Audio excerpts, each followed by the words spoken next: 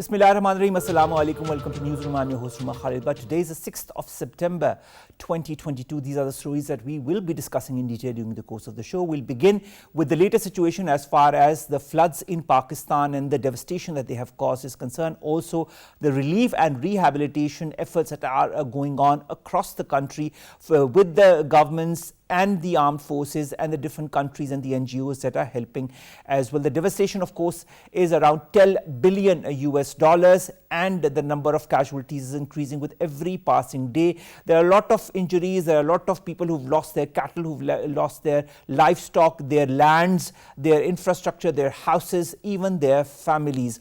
And there's also disease that has slowly and steadily crept in across the country. A lot of different governments and the NGOs are working steadfast 24/7 to help people come out of this calamity. But we are far from the end of the day. This is going to be our first segment. Our second story, ladies and gentlemen, concerns the 57th Martyrs, Defense and Martyrs Day rather, that is being celebrated across the world with zeal and fervor. Not only is this day a reminder to let us know of all the efforts that our valiant armed forces have done, have put in since Pakistan became independent to safeguard the defense of our motherland, but it also is a reminder of the way they are still steadfast to defend our motherland and to defend us from any aggression, from any activity that is terrorist or extremist in nature, that is internal or external. This is going to be our second story of the day.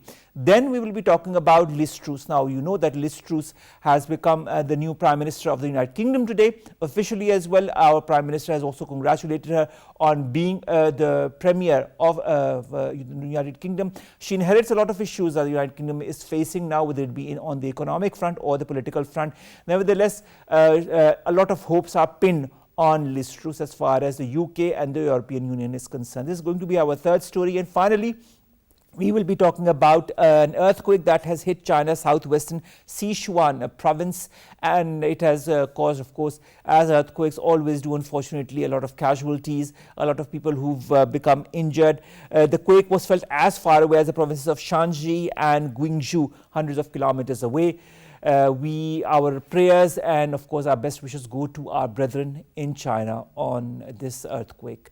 This is going to be our last story, ladies and gentlemen. Let's begin with our very first segment, and that concerns the flood, the devastation, the relief and rescue operations that are going on across the country. With every passing day, more and more casualties come to the forefront, more and more issues come to the forefront, but also the valiant efforts of all those who are trying to help the people in need. More in the following report. Pakistan is struggling to respond to the floods given their unprecedented magnitude. According to National Disaster Management Authority, rain-induced floods have claimed a total of 1,325 lives across the country since 14th of June. Federal government is working in cohesion with the provincial governments, armed forces and all other relevant institutions to carry out relief and rehabilitation activities in the flood-hit areas. Prime Minister Shehbaz Sharif has emphasized that entire nation is united to meet the challenge posed by devastating floods across the country. Chairing the first meeting of National Flood Response and Coordination Centre in Islamabad, Prime Minister Shehbaz Sharif has directed the authorities concerned to prepare a robust national flood control plan. According to official sources, National Flood Response and Coordination Centre is implementing a three-pronged strategy to rescue, relieve and rehabilitate to effectively minimize the damages caused by historic rains and floods in the country, especially in Sindh and Balochistan. A joint survey by NDMA, PDMAs, Army Engineering Corps and Provincial Revenue Departments is being done to ascertain credible data on the scale of losses to live property and infrastructure due to recent rains and floods in all parts of the country. Once again, the nation is writing a new chapter in our history to collectively address the current situation. Ahmad Rafay, who's an environment lawyer, joins us online. Thank you very much, Ahmad Rafay, to have joined us. Now, Rafay, looking at the situation, the devastation caused across the country, how much do you feel, because there's a lot of discussion on that, is attributed actually to climate change and the effects of climate change? Assalamu alaikum, Omar. Thank you for having me on the show. Climate change is basically unprecedented and unexpected changes in normal weather patterns, caused, of course, by greenhouse gases and global warming. We begin to see things that we haven't seen before, like these rains, several 100% more than monthly averages of Balochistan and Sindh. And similarly, we see climate events throughout the world. We saw forest fires in the Arctic Circle for the first time in human history in 2020. The evidence that the world is no longer the planet we grew up in is right in front of us. We have emitted enough greenhouse gases at 2022 to be approximately 1.1 or 1.2 degrees centigrade warmer than we were before the industrial civilization. Now, at 1.1, 1.2 degrees, we're beginning to see forest fires and heat waves like Pakistan experienced earlier this year, as well as these unprecedented rains. And likewise, throughout the world, countries are reeling under the impacts of climate events throughout the world. So as greenhouse gases continue to be produced and pumped into the atmosphere, scientists have told us that temperatures might rise as much as 1.5 degrees by the end of this decade.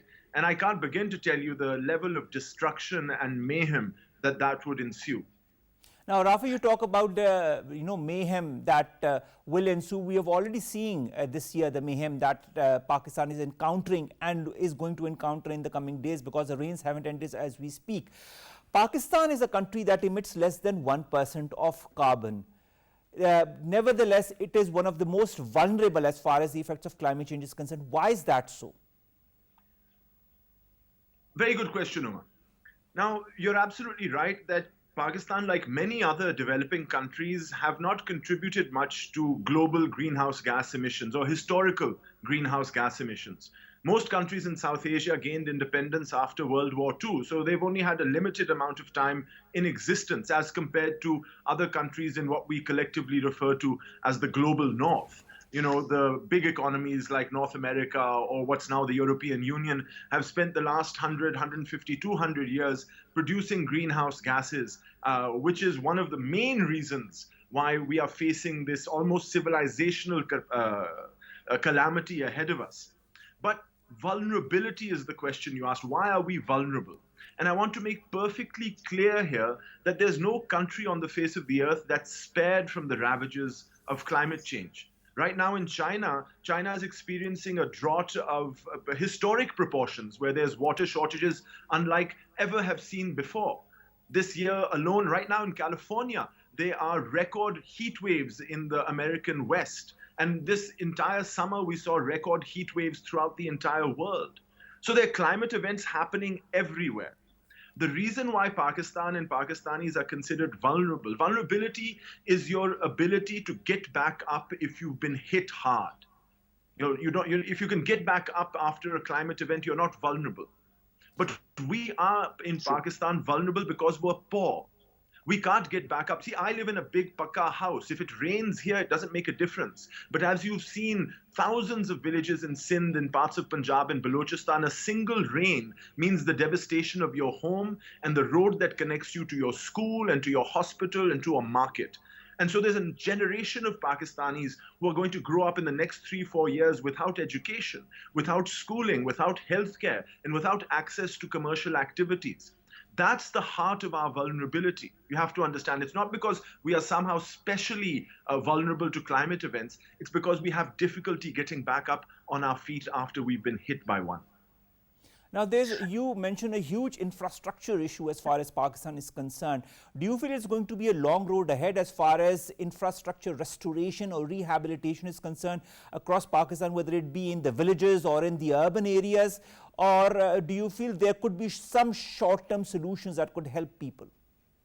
They can, Omar, in many ways, the next few years and the reconstruction that's going to happen in the next few years is a opportunity for Pakistan and its government to invest in climate intelligent, sustainable, resilient infrastructure. Bridges that don't span sort of riverbeds that will sweep them away. Roads that, don't block ocean passages and so on. So we have to think of more intelligent solutions in putting our infrastructure back. And yes, it will take a considerable amount of time and effort. All right. There's a lot of discussion also as far as water storage is concerned, inadequacy or as far as that is concerned, the lack of the amount of dams that Pakistan actually needs to store water. if we start today, the construction of dams is going to take anywhere between 5+ to 10 even more years.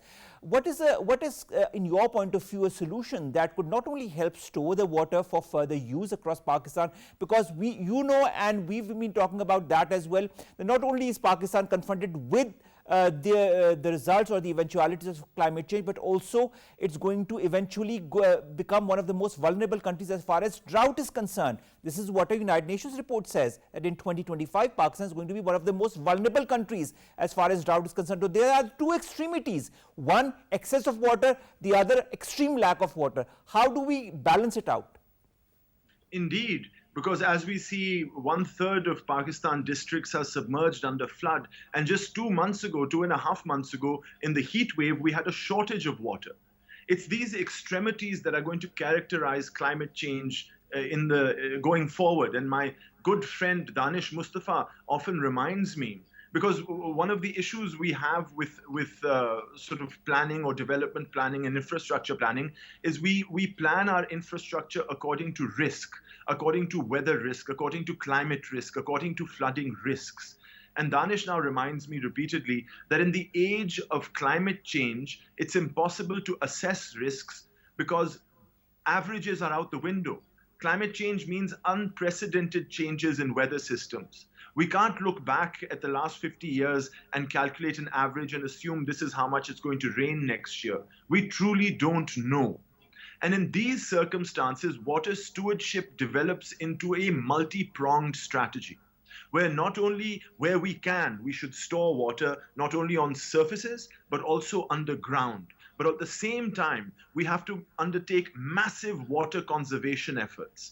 Our agriculture and most of the water consumed in our cities is not done in an efficient way. And we must plan for the future by having a multi-pronged strategy on how to tackle the water crisis.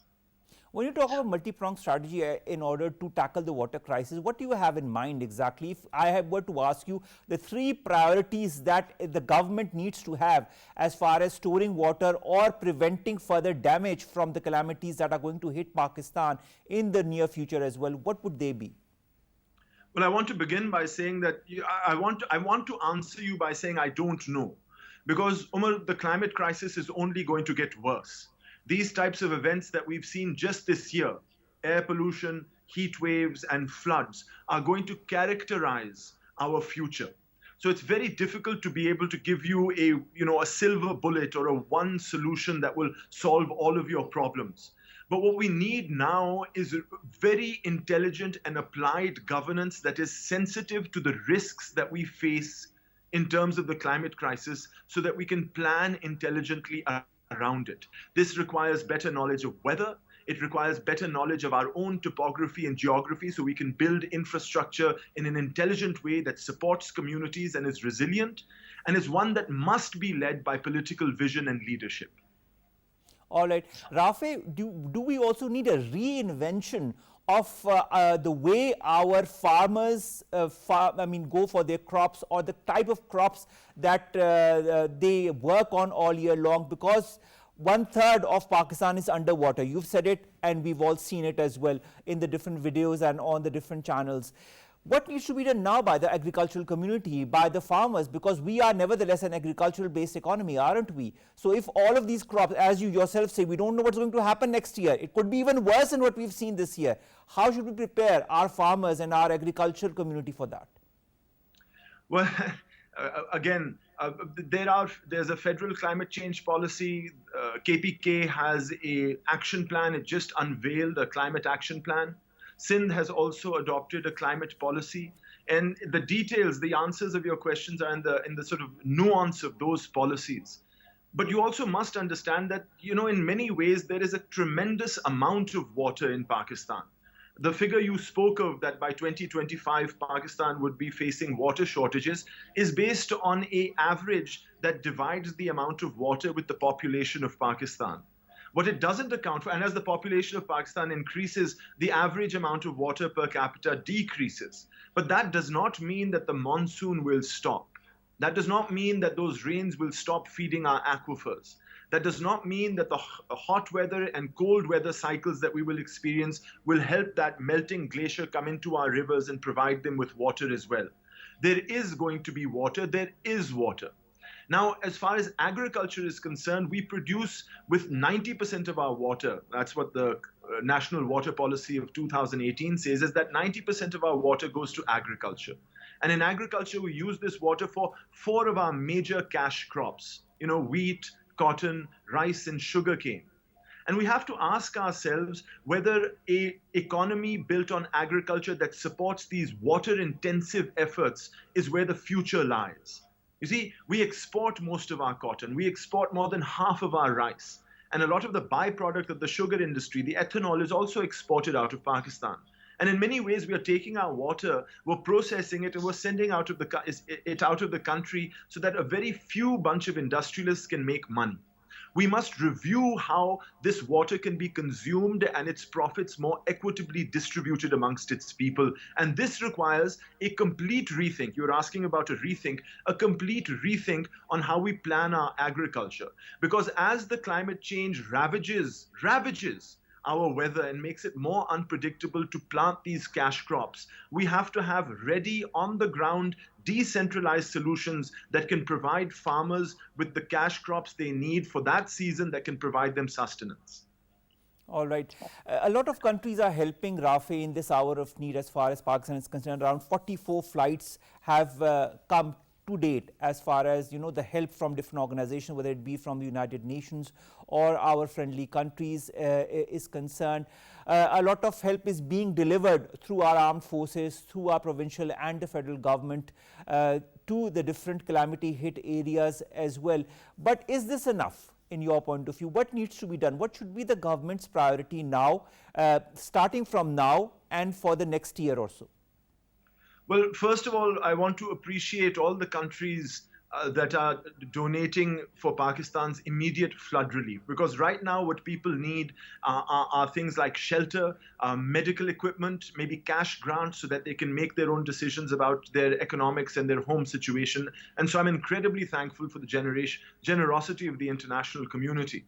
But earlier on in the program, you also mentioned that the NDMA has begun calculating the total amount of infrastructure loss that Pakistan has suffered, something in the region right now of about $12 billion, which, by the way, is not a final figure, because as this I think the figure is going to increase with time as we see more and more casualties happening and more destruction across the country. Indeed. And so the question then becomes, can a poor country like Pakistan continue to put in billions and billions of dollars in reconstruction of infrastructure every 3 to 5 years on a climate change situation that is clearly the responsibility and fault of the global north, of those economies that have historically thrown greenhouse gases into the atmosphere?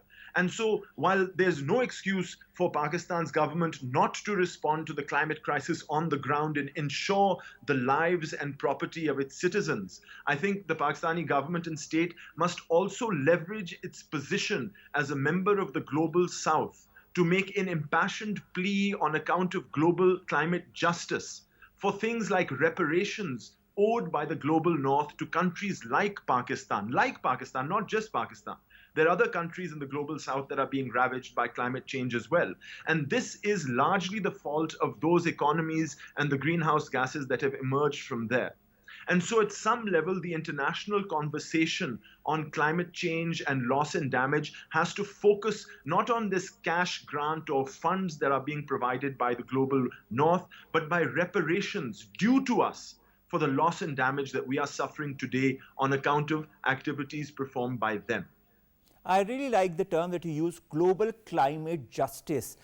I don't know what the actual opinion of a lot of specialists on environment or climate change is, but I'd like to have your point of view. Is the West really feeling responsible for what is happening in Pakistan? Because as we see, the coal power plants are working across the world, the carbon emission continues. There are pledges that were made in COP26, but have those pledges actually been implemented, or has there been any beginning of the implementation of the pledges that were made? Well, let me start by answering or responding to the Conference of Parties, or COP. which is the annual meeting of the signatories of the United Nations Framework Convention on Climate Change that was signed in 1992 and which sought to stabilize greenhouse gas emissions in the 21st century at a level that would prevent any dangerous changes in our Earth's ecosystem. It's been over 20 years since the UNFCCC was signed. We've had 26 COPs since. And interestingly, and perhaps horrifically, we as an Earth have produced more greenhouse gases since the signing of the UNFCCC in 1992 than we did in all of history before.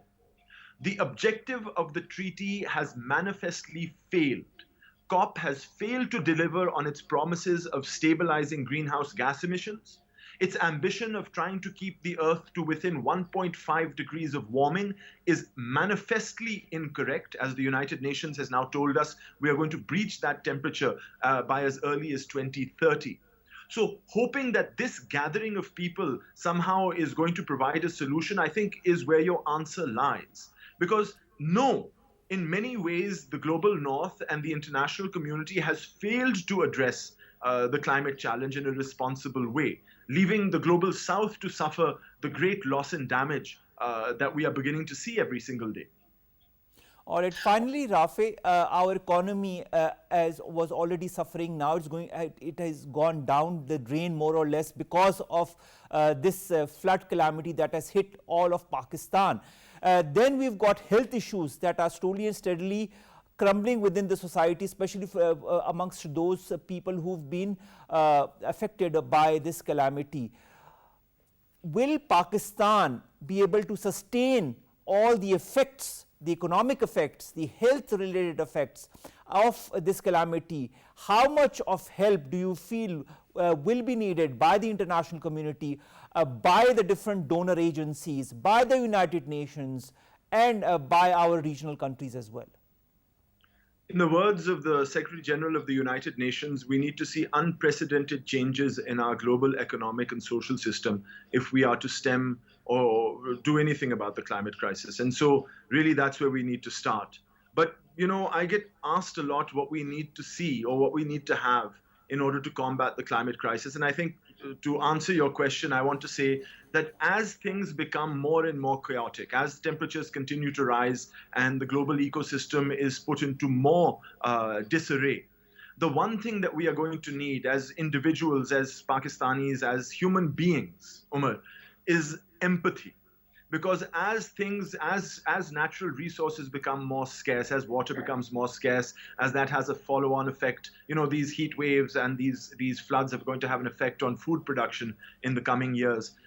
So things are getting a bit more expensive. We're going to see pressures put on our society. And when pressures are put on our society, I cannot stress enough how important it is for us as human beings to retain empathy and continue to identify in the humanity of other human beings and not to cancel them and not to sort of disregard them. We are all on this together and we can fix it provided we have sustained political support. All right. Thank you very much, Ahmad Rafay Alam, environmental lawyer and, of course, a huge campaigner as far as environmental issues is concerned, to have talked to us about climate change, about the effects that we are seeing across Pakistan because of this climate change in the form of floods, and the pledge that now needs to be taken by the world on the devastation that Pakistan is encountering and has encountered, to not only help Pakistan, but as Rafay himself said, have empathy for the people of Pakistan and also for other people across the world who might be reeling under the pressure of the effects of climate change, if not now, then later. Our second segment, ladies and gentlemen, concerns the 57th Defence and Martyrs Day that is being celebrated across Pakistan today. We salute all those Jawans who've laid down their lives in the defence of the motherland and continue to do so and continue to defend our motherland against all the nefarious designs, internal and external. More in the following report. The nation is observing Defence and Martyrs Day today to pay tributes to martyrs and ghazis and reaffirm commitment to defend the motherland against all threats. This magnificent day, the 6th of September, comes each year to let us pay rich tributes, in particular to our heroes, the ghazis and shuhada, and the gallant armed forces overall. Special prayers were offered after Fajr in mosques this morning for progress and prosperity of the country, and this momentous display of national unity galvanized the already spirited armed forces in their fearless fight against the enemy. President Dr. Arif Alvi and Prime Minister Shahbaz Sharif, in their separate messages on the Defence and Martyrs Day, have said that 6th of September is remembered as a symbol of courage, display of unmatched resilience, and the spirit of supreme sacrifice by the valiant sons of soil. In their tireless efforts to eliminate the scourge of terrorism, brave sons of soil continue to sacrifice their lives for peace and security of motherland. According to ISPR, an intelligence-based operation by security forces was conducted in North Waziristan, and during intense exchange of fire, an officer and 4 soldiers fighting gallantly embraced martyrdom. Entire nation salutes the valiant sons of soil for laying down their precious lives in defense of their country. Now, AVM Ijaz Malik will be joining us online as far as this segment is concerned. But before that, I'd like to just give you an overview of how important this Defence and Martyrs Day is, because we've had nefarious designs by certain countries in the region to destabilize Pakistan directly and indirectly, and this is the day which reminds us that Pakistan and its armed forces stand hand in hand with the civilians of Pakistan in order to defend our motherland from all such kind of designs, internal and external. As you've seen from the different comments, from the different posts that our leaders have posted, from our President to our Prime Minister, to our different ministers, to our armed forces heads and the DGISPR, the entire nation stands on one page when it comes to defending our motherland, when it comes to defending our country through threats and by threats, external and external. We've seen that in the past. We continue to see that in the present as well. If you look at all that is happening as well, the different activities by such elements in different parts of Pakistan, especially Balochistan and Khyber Pakhtunkhwa in the agency, especially North Waziristan, we are reminded of the fact that had it not been for our armed forces and their efforts, we would not have been breathing this air in an environment that is reminiscent of all the sacrifices that have been laid down by these people. We've on one hand have all the calamities that are in Pakistan is encountering, like floods, like rains, like health related issues, like economic issues, but on the other hand we've also have security related issues that are plaguing Pakistan. And in all of this environment, it is our armed forces that are standing as far as standing 24/7 in fact on all the different areas to help us breathe this air in an environment, in a country that we can call our own. We've been joined by AVM Ijaz Malik Sahab. He's a defense analyst. AVM Sahab, thank you very much to have joined us. How important is this Defence and Martyrs Day, and what does it remind us of? Ji, Assalamu alaikum, and thank you very much for giving me this opportunity to join your show. In fact, this is a day where we have to, rejoice our victory as well as our valiant armed forces performance. And that performance was not only because of their professional acumen, but it was a collective support of our, all segment of society and nation which made it happen. So I think this is a day which gives us immense satisfaction and I would say the sense of unity, because the kind of unity we saw in 1965, that is always regarded as an example of pride for our nation. So I think it is a moment to rejoice and reflect on the performance of our elders. All right, sir, when you look at the sacrifice, you talked about 1965, and I'd like to mention some names with, of course, due reverence to all of the forces that have laid down their lives, whether it be General Musa Khan, who led the nation to victory in 1965, whether it be Lieutenant Colonel retired Shafqat Baloch, who was then a major, the first Pakistani officer to face the brunt of Indian attack in Lahore, whether it be Major Muhammad Ali Haidari Shaheed, who was martyred while leading his troops in the Kargil War in 1999, Major Jalaluddin Tareen Shaheed from Kila Abdullah, Balochistan, who was martyred afterwards in 2014. The fight for our motherland, sir, the fight for the sovereignty, for the security of our motherland continues to this date. Even on the 5th of September, a young army officer and 4 soldiers were martyred in exchange of fire with terrorists. This is an ongoing battle against those forces who want to stabilize Pakistan. How important is this battle, and how important is all the efforts of our armed forces in your point of view, sir? Yeah, exactly. It's if you just quickly go back to our history, 1948, 65, 71, then Kargil.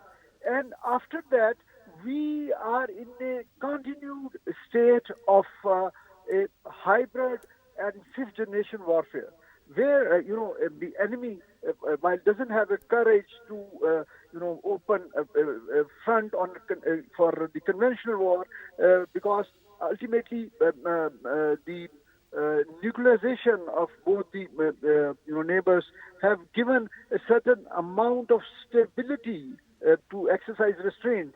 But our enemy, unfortunately, they would not let the peace prosper, and they will try to give us surprise sometime. The recent incidents of 27th February, for example, and just before that, the Pulwama and attack, and all these state-managed, false flag operations. So, because they want to keep us in that state of flux, because if the two armed forces are engaged, obviously it retards the economic progress of the countries. And they have the designs of hegemonic design in the region.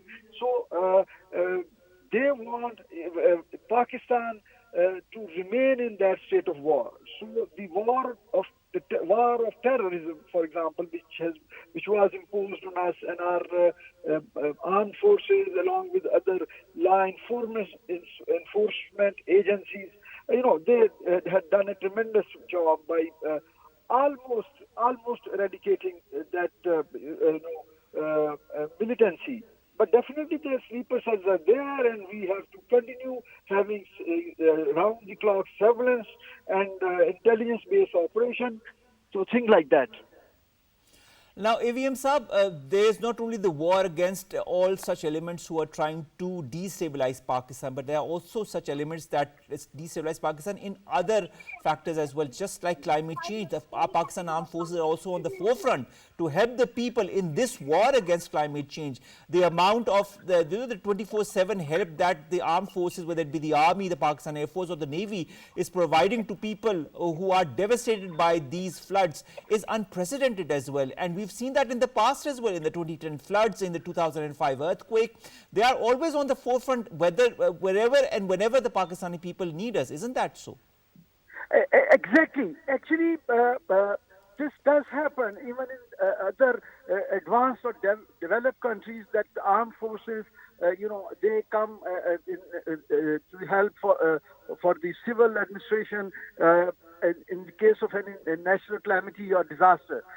But in our country, because the other institutions have not stabilized and they have not built their capacity to an extent, so we have to induct our armed forces right on the onset of any natural calamity or disaster. So all three forces, currently, let's say, this is a situation, the Navy is taking care in the southern region mostly, the coastal belt, and Army is obviously all over wherever there is a problem, and Air Force is also supporting. In the past we have had that glorious, history where all these forces have contributed in 2005 earthquake, for example. So it is our duty, and obviously, if we have that capacity and wherewithal, why not? After all, this is also indirectly, I would say, this contributes to national security.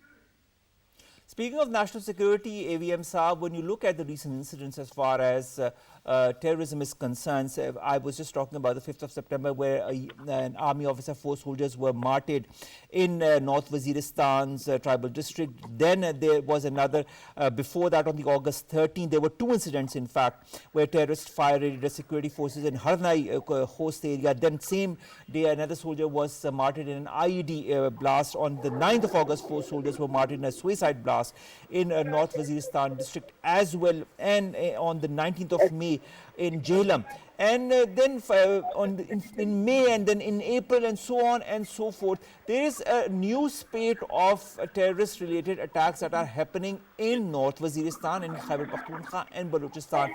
Why are these 2 areas being targeted in your point of view? Actually, the CPEC and the economic growth that we are pursuing through CPEC, that is the target. And there are multiple enemies, without naming any one of them. I would say some even countries who should be apparently, so to say, friendly with us. Even in case of Balochistan, they are against us, and they are helping that very limited, dissident elements in the society or in the population of Balochistan. So that is the reason that they want to retard Pakistan's progress through CPEC and the connectivity through Gwadar. But you talked of Balochistan, AVM Sab. The people of Balochistan have always loved our armed forces, and that is a misconception also that is being laid down in the minds of people, that the people in Balochistan do not like the forces one way or the other. A lot of armed forces, as I reiterated in the beginning of our discussion, laid down their lives to, of course, defend the people of Balochistan. Of late also, Shaheed Nawab Siraj Raisani laid down his life in 2018-2011. His son Akmal Raisani embraced martyrdom for the same national cause. There is a national element within Balochistan, but there is also a lot of misconception that is being laid down in the minds of people. Is that also a deliberate attempt to disorganize Pakistan directly and indirectly? And how important is the role of the armed forces to thwart such attempts as well?